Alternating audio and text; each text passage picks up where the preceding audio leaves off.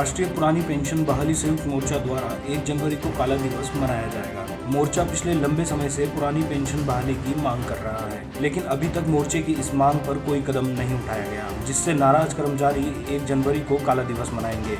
आज पौड़ी में पत्रकारों से बातचीत में मोर्चे के प्रदेश महासचिव सीताराम पोखरियाल ने कहा कि पिछले लंबे समय से मोर्चा पुरानी पेंशन बहाली की मांग कर रहा है, लेकिन कर्मचारियों की समस्या पर कोई ध्यान नहीं दिया जा रहा है। उन्होंने कहा कि प्रदेश में 1 अक्टूबर 2005 के बाद नियुक्त सरकारी कर्मचारियों की पुरानी पेंशन बंद कर दी गई थी, जिससे कर्मचारियों को सेवानिवृत्त होने के बाद भारी दिक्कतों का सामना करना पड़ रहा है। उन्होंने कहा कि एक दिन के लिए सांसद व विधायक बनने वाले जनप्रतिनिधि को पुरानी पेंशन का लाभ दिया जा रहा है, लेकिन अपनी आधी उम्र सरकारी सेवा में देने वाले व्यक्ति को पुरानी पेंशन का लाभ नहीं दिया जा रहा है।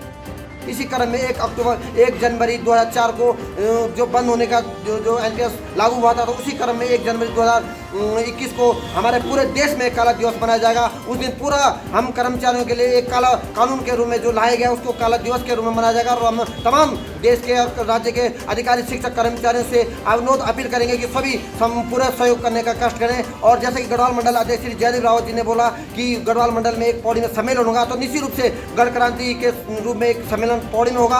और वो पौड़ी जो चिंगारी जलेगी तो वो सरकार के लिए ये कहीं न कहीं एक चुनौती साबित होगी, और हम भी इसके लिए तैयार हो चुके हैं। पुरानी पेंशन को फिर से बहाल करने के लिए पूरे प्रदेश में करीब 78,000 कर्मचारी 1 जनवरी को काला दिवस मनाएंगे।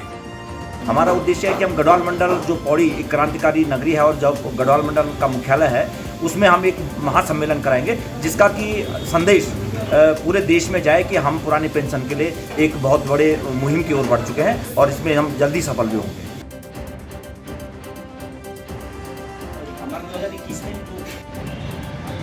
रुड़की में रोजाना मिल रहे कोविड-19 के मामलों को लेकर स्वास्थ्य विभाग की टीम अब चौराहों पर खड़े होकर मास्क नहीं पहनने वालों को रोककर उनकी कोरोना जांच कर रही है। यह सिलसिला लगभग 1 महीने से चल रहा है, जिसके चलते स्वास्थ्य विभाग की टीम सुबह 10 बजे से लेकर करीब 1 बजे तक लोगों की कोरोना जांच कर रही है। आपको बता दें कि कोरोना के बढ़ते मामलों को देखते हुए स्वास्थ्य विभाग की टीम ने 1 महीने पहले मास्क नहीं पहनने वालों को रोककर चौराहे पर जाँच करनी शुरू की थी, जो अभी भी की जा रही है।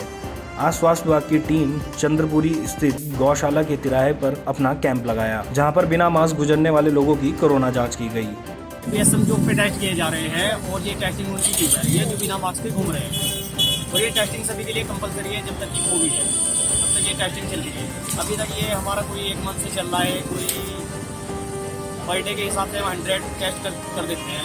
सर लगभग इस सदी में जो हम टेस्टिंग कर रहे हैं उसमें रिपोर्ट तो पॉजिटिव आई रही है, बट ये हमारे जो लोग मास्क पहनने में लापरवाही कर रहे हैं, यह उनके लिए एक सजा है, तो इसके जरिए लोगों की कोरोना जांच भी हो रही है। भ्रष्टाचारी ये सरकार नहीं चलेगी, नहीं चलेगी। महंगाई विरोधी ये सरकार नहीं चलेगी, नहीं चलेगी। उत्तराखंड विधानसभा के शीतकालीन सत्र की चौथे दिन भी हंगामेदार शुरुआत हुई। विपक्ष ने सदन से सड़क तक सरकार को घेरने की रणनीति बनाई थी।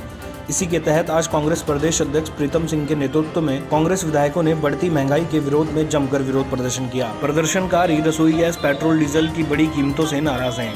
वहीं पत्रकारों से बातचीत में प्रीतम सिंह ने कहा कि सत्ता में आने से पहले बीजेपी बहुत हुई महंगाई की मार का नारा देती थी, लेकिन सत्ता में आने के बाद बीजेपी सरकार के राज में लगातार महंगाई बढ़ रही है, लेकिन सरकार कोई कदम नहीं उठा रही है। आज पेट्रोल, डीजल, रसोई गैस, फलों और सब्जियों के दाम लगातार आसमान छू रहे हैं, जिसके विरोध में कांग्रेस ने प्रदर्शन किया है। आज कांग्रेस सदन के अंदर महंगाई के विषय को उठाने का काम करेगी और साथ ही साथ इस प्रदेश के अंदर महिलाएं सुरक्षित नहीं। बेटी बचाओ बेटी पढ़ाओ का नारा जरूर दिया गया, लेकिन उसके विपरीत सरकार आचरण कर रही है। महंगाई के परिप्रेक्ष्य में मैं कहना चाहता हूँ कि जिस गैस के सिलेंडर को हम 400 पर छोड़ के गए थे, आज वो गैस का सिलेंडर 900 रुपये में आम जन को मिल रहा है। लेकिन संसदीय कार्य मंत्री तो कह देंगे कि नहीं, गैस का सिलेंडर जो है सस्ता है, पेट्रोल डीजल के दाम आसमान छू रहे हैं। गरीब आदमी जब बाजार जाता है तो ना तो वो दाल खरीद सकता, ना सब्जी खरीद सकता है। एक तो वो कोरोना की महामारी से ग्रसित है और ऊपर से जो महंगाई की मार उस पर पड़ रही है। ये सरकार नहीं चलेगी, नहीं चलेगी। महंगाई विरोधी ये सरकार नहीं चलेगी, नहीं चलेगी। भाई संजय चोपड़ा तुम संघर्ष करो, गंगा घाटों पर फूल माला, चूड़ी विक्रेता, फुटपाथ के स्ट्रीट वेंडर्स व लघु व्यापारियों ने लघु व्यापार एसोसिएशन के बैनर तले अपने घोषित कार्यक्रम के अनुसार रोड़ी बेलवाला व गंगा घाटों पर स्वतंत्र कारोबार की अनुमति के साथ ही चिन्हित वेंडिंग जोन में 600 लघु व्यापारियों को स्थापित व व्यवस्थित किए जाने की मांग को लेकर एक दिवसीय धरना प्रदर्शन किया। सर, हम लगभग 1 साल से बहुत ज़्यादा बेरोजगारी के कंगार पे आके खड़े हुए हैं। यहाँ 1 साल से कोरोना काल की वजह से हमको पहले हटाया गया, उसके बाद में हमारा न सावन होने दिया, न शिवरात्रि भी होने दी, न सीजन होने दिया, न 4 धाम यात्रा होने दी, न गंगा स्नान होने दिया। हमारी स्थिति इतनी ख़राब हो चुकी है कि बहुत से लोग ऐसे हैं उनके पास खाने के लिए भी खाना नहीं है। हम भाई यही मांग है, अगर हमारी वेंडिंग आप 600 वेंडिंग जब हमारी हो चुकी हैं तो वो क्यों नहीं बनाई जा रही है? ये दर दर हम ठोकरें कब तक खाएंगे? क्या हमें जीने का अधिकार नहीं है? क्या हमारे बच्चों को पढ़ाई करने का अधिकार नहीं है? सर, हमें मूल रूप से हमें अपना रोजगार चाहिए भाई, हमारी यही लड़ाई है सर। धरने के उपरांत सिटी मजिस्ट्रेट के माध्यम से प्रधानमंत्री नरेंद्र मोदी के नाम संबोधित ज्ञापन भी प्रेषित किया। ज्ञापन में रेडी पटरी व स्ट्रीट वेंडर्स लघु व्यापारियों ने अपनी मांगों को दोहराते हुए समस्त कुंभ मेला क्षेत्र में रोड़ी बेलवाला गंगा घाटों से मेला प्रशासन द्वारा हटाए गए लघु व्यापारियों को पूर्ण वेंडिंग जोन के रूप में विस्थापित व व्यवस्थित किए जाने की मांग की। आज हमने माननीय प्रधानमंत्री जी के नाम संबोधित ज्ञापन दिया है। हमें इस आशा के साथ में कि प्रधानमंत्री जी शीघ्र हमारी भावनाओं को समझते हुए इस पर तत्कालीन रूप से सरकार को निर्देश करेंगे, स्थानीय प्रशासन को निर्देश करेंगे और बात को पूछताछ करें और कहें कि भैया किस प्रकार से ये हमारे रेडी पटरी वाले फुटपाथ के जो रेडी पटरी वाले रोड़ी बेल वाला क्षेत्र के जो हैं उनको क्यों नहीं वेंडिंग जोन के रूप में स्थापित किया गया। इन सब मांगों को लेकर आज से हमारा 3 दिवसीय कार्यक्रम प्रारंभ है। हिम क्रीड़ा स्थली औली में व्हाइट क्रिसमस की तैयारियां जोरों पर चल रही हैं। साथ ही होटल व टूरिज्म इंडस्ट्री से जुड़े लोगों की निगाहें अब बर्फबारी पर टिकी हुई हैं। पर्यटन स्थली औली रंग बिरंगे टेंटों से सजने लगी है। औली में अब डे टूरिस्ट की आमद भी बढ़ने लगी है। व्हाइट क्रिसमस मनाने औली में दूर दूर से पर्यटकों के दल औली गौरसो बुग्याल पहुँच रहे हैं, जिससे औली पर्यटकों की चहलकदमी से गुलजार हो रहा है। साथ ही पर्यटक रोपवे सहित चेयर लिफ्ट का भी खूब लुत्फ उठा रहे हैं। 25 दिसंबर की तैयारी में होटल, होम स्टे सहित टेंट कॉलोनियां सज चुकी हैं। हालांकि बर्फबारी का दीदार करने पहुंच रहे सैकड़ों पर्यटक औली में बर्फ की कमी के चलते अब गौरसो बुग्याल का रुख कर रहे हैं, जहां पर पर्यटक आइस स्की का लुत्फ भी उठा रहे हैं। उत्तराखंड विधानसभा का 4 दिवसीय शीतकालीन सत्र आज संपन्न हो गया। सत्र अनिश्चितकाल के लिए स्थगित कर दिया गया है। शीतकालीन सत्र में अनुपूरक बजट सहित 7 विधेयक पास हुए। विधानसभा अध्यक्ष प्रेमचंद अग्रवाल ने 4 दिनों तक चले सत्र के कामकाज की जानकारी देते हुए बताया, 4 दिनों का सत्र काफी कामकाजी रहा। कोरोना महामारी के बीच सभी विधायकों ने नियमों का पालन किया। सत्र कुल 19 घंटे 10 मिनट तक चला, जिसमें अनुपूरक बजट पास कराए जाने के साथ कुल 485 सवाल उठाए गए, जिसका सरकार ने जवाब दिया। सोच सकते हैं 4 दिन का जो हमारा ये सत्र रहा बहुत कामकाजी रहा, क्योंकि आप जानते हैं 21 तारीख को हमने योग से प्रारंभ किया। तो कोरोना जैसी महामारी में जिस प्रकार से व्यवस्थाएं की गई, हमारे चाहे नेता प्रतिपक्षी हो, चाहे मंत्रीगण हो, चाहे विधायकगण हो, सबने जिस प्रकार से सोशल डिस्टेंसिंग को लेके जो व्यवस्थाएं हमारी, चाहे सैनिटाइज़र हो, चाहे मास्क हो, उसको हमारे द्वारा जिस प्रकार से उन्हें दिया गया, उसकी पूरी तरह से प्रशंसा उनके द्वारा की गई। हमारे यहाँ प्रश्नकाल पूरे उत्तरित प्रश्न हुए। ये दर्शाता है कि हमारे माननीय विधायकगण बहुत संजीदा हैं, बहुत गंभीर हैं, अपने क्षेत्र की समस्या भी उठाते हैं, पूरा कड़ाई से माननीय पक्ष के सदस्यगण भी उठाते हैं, सरकार उसका जवाब भी देती है। आपको बता दें कि सदन की कार्रवाई 21 दिसंबर से शुरू हुई थी। सदन की कार्रवाई 3 दिनों के लिए तय की गई थी, लेकिन विपक्ष की मांग के बाद सदन की कार्रवाई को 1 दिन और बढ़ाया गया, जिसमें विपक्ष की ओर से जनहित के मुद्दों को उठाया गया।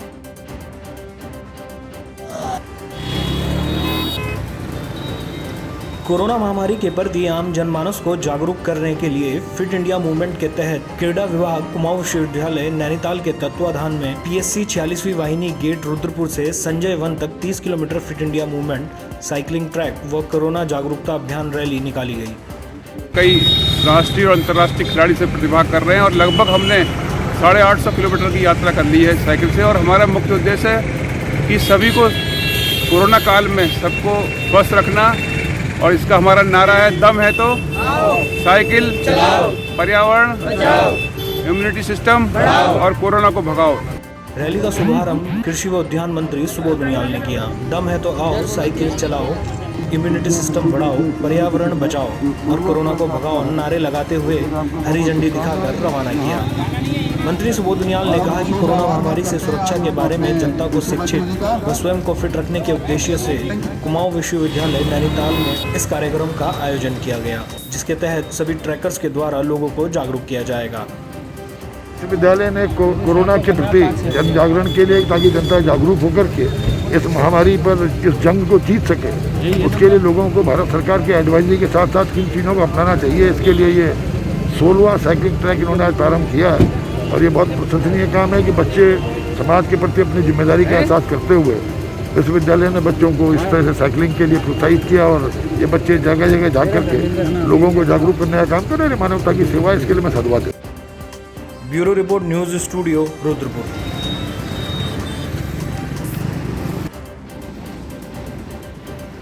कृषि कानून के विरोध में चल रहे किसानों के प्रदर्शन में किसानों ने 25 दिसंबर को दिल्ली कूच का ऐलान किया है, जिसको लेकर उधम सिंह नगर जिले में पुलिस प्रशासन द्वारा तैयारियां की हैं, जिससे किसानों को दिल्ली जाने से रोका जा सके। पुलिस प्रशासन द्वारा काफी संख्या में पुलिस फोर्स की ड्यूटी लगाई गई है, जो पुलिस फोर्स बॉर्डर पर तैनात रहेगी और किसानों को उधम सिंह नगर जिले से बाहर जाने से रोकेगी। उधम सिंह नगर जिले के एसएसपी दिलीप कंवर ने बताया कि उधम सिंह नगर में 7 कंपनी पीएससी, जिसमें 3 कंपनी जिले से जबकि 4 कंपनी पीएससी अन्य जनपद से मंगाई गई हैं। इसके अलावा 550 पुलिस कांस्टेबल को तैनात किया जाएगा। यह सभी पुलिस फोर्स उत्तर प्रदेश उत्तराखंड की सीमा पर तैनात रहेगी और किसानों को दिल्ली जाने से रोकेंगे। साथ ही पुलिस के अधिकारी भी बॉर्डर पर नजर बनाए रखेंगे। एसएसपी ने बताया कि किसानों को दिल्ली कूच के कार्यक्रम को देखते हुए उत्तर प्रदेश के अधिकारियों से भी बैठक की जा चुकी है। उत्तर प्रदेश और उत्तराखंड की पुलिस संयुक्त रूप से किसानों को दिल्ली जाने से रोकेगी। हमने पर्याप्त पुलिस बल नियुक्त किया है। 7 कंपनी 1.5 सेक्शन हमारे पीएससी रहेगी। इसके अलावा जनपद से भी जो हमारा पुलिस बल है और फिर हमको पोस्ट बाहर से मिला है, तो सब लगा करके हमारे पास पर्याप्त पुलिस बल है। सभी जगह हमारी सारी व्यवस्थाएँ हैं, जो भी कानून व्यवस्था की दृष्टि से जो व्यवस्थाएँ हो सकती हैं, नॉन लिथल वेपन्स के साथ साथ जो हमारा फायर टैंकर हैं वो भी रहेंगे, टीयर गैस भी रहेगा, सब व्यवस्था सारी व्यवस्था रहेंगी।